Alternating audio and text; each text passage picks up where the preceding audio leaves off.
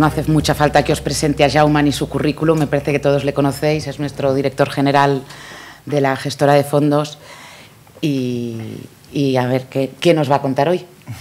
Muchas gracias. Bueno, gracias a todo el mundo por venir, además está lleno de amigos, con lo cual digamos, para mí es un gran placer, pero en el más amplio de los sentidos, ¿no?, estar aquí. Bueno, hoy vamos a hablar de algo que posiblemente, digamos, sea un gran motor de rentabilidad, que es la expansión mundial de la clase media. Entonces vamos a dar unas pinceladas de lo que está pasando, porque al final veremos un poco que al final todo lo que hablamos de renta variable, que es más rentable, etcétera, etcétera, a largo plazo, todo esto al final hay algo que lo justifica en última instancia, y ese algo, como veremos, sencillamente es la expansión mundial de clase media. Es decir, las bolsas no darían la rentabilidad que dan si la clase media en el mundo no estuviera expandiéndose de una forma, digamos, yo diría que calificaría de impresionante y de muy acelerada en los últimos años, ¿no? Vamos a hablar primero de este tema, que la expansión de la clase media es la base del crecimiento económico, pero vamos a ver primero, bueno, qué es clase media, porque esto hay 1000 definiciones, seguramente cada cual puede encontrar. Estas son quizás dos de las que a nivel personal, digamos, quizás son dos de las que esté más confortable. Bueno, alguien puede definir clase media como lo que ponemos aquí, aquellos hogares donde por persona se gaste entre 10 y 100 dólares al día. ¿De acuerdo? Esto quiere decir, más o menos, si lo extrapolamos, que es una opinión, que es la de tomar clase media entre coger los países, digamos, los denominados más pobres de dentro de los desarrollados, por ejemplo, estaríamos Portugal, por ejemplo, y coger a quien es pobre en Portugal, o sea, quien es pobre en un país de los más pobres de los desarrollados. Esto ya no sería clase media, sería el límite inferior, y que quien es rico en los países ricos, por ejemplo, aquí se toma el doble de renta de Luxemburgo, ¿no? O sea, en Luxemburgo hay una renta media, pues entre el doble de renta, o sea, entre la menor de Portugal y el doble de renta de Luxemburgo, esto sería clase media, y esto equivale a de 100 o 100 dólares por persona.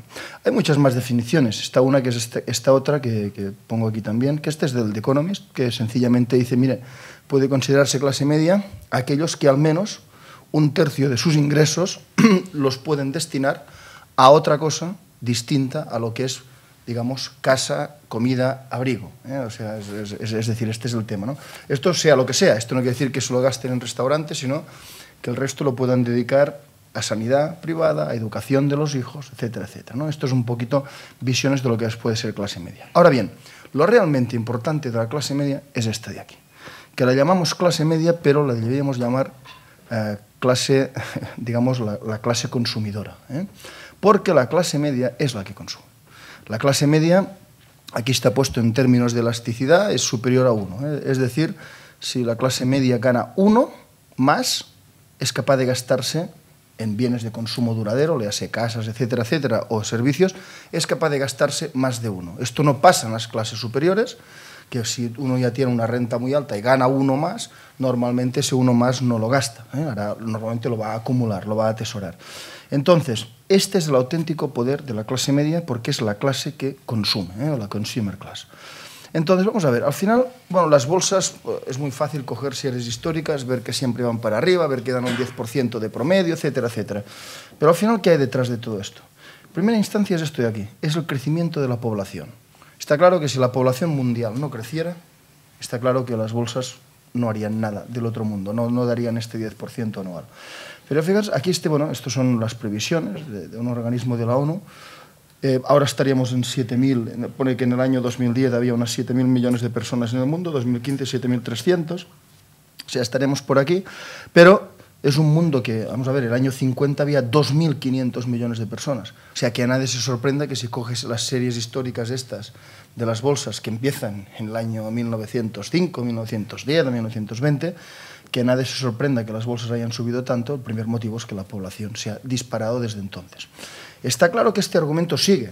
Podemos ver aquí en este ejemplo, pues bueno, pues el año, no sé, 2050, 9.500 millones, o el año 2100, 10.800 millones. A ver, sean ciertas estas cifras o no, lo que está claro es que la población sube. Ahora bien, no es suficiente, porque las bolsas están subiendo más de lo que sube la población. Y este es el tema. Lo que realmente está subiendo en el mundo es el porcentaje de la población que puede considerarse clase media. Esto es realmente la parte espectacular. Aquí podemos ver, esta es una estimación, debajo están las fuentes, podemos ver cómo, pues no sé, el año 1820 un 1,8% de la gente podía considerarse clase media, como el año, cuidado, 1990, no hace tanto, un 34%, y el año 2006 un 50%. Y nos vamos al 60 y pico %. Cuidado porque esto está pasando en muy pocos años. Son estos años que estamos viviendo. O sea, seamos conscientes o no seamos conscientes, lo que está ocurriendo en estos años que estamos viviendo, la población sigue creciendo, pero lo que más se está creciendo es el porcentaje que se puede considerar clase media. Había un titular del The Economist que ponía esto de aquí, que por primera vez en la historia, digamos, la mitad, más de la mitad del mundo, digamos, puede considerarse clase media gracias a este rápido crecimiento. Cuidado con esto porque esto tiene un límite. Aquí si vemos, bueno, pues puede ser el año 2020, el año 2030, a lo mejor este porcentaje de clase media en el mundo ya no crece más, porque está claro que no va a llegar al 100%, ¿de acuerdo? Pero a lo mejor se estabiliza en 2/3, 60 y pico %, etcétera, etcétera. Pero cuidado, porque, bien, la población va a seguir creciendo, pero este ratio se ha disparado en estos últimos 15 o 20 años. A lo mejor le quedan 5 o 10 años más y se acabó. Y este ratio sigue ahí, con lo cual ya el crecimiento que pueda venir igual dentro de 20 años ya solo es por lo que crezca la población, mientras que ahora tenemos un crecimiento doble. Crecimiento de población, número 1, y 2, crecimiento espectacular de la clase media. Si vamos a ver, a nadie se le escapa que esto, sobre todo, este es el mismo gráfico, pero ya no mirando el mundo en su conjunto, sino emergentes. Esto es lo que realmente ha hecho cambiar el mundo.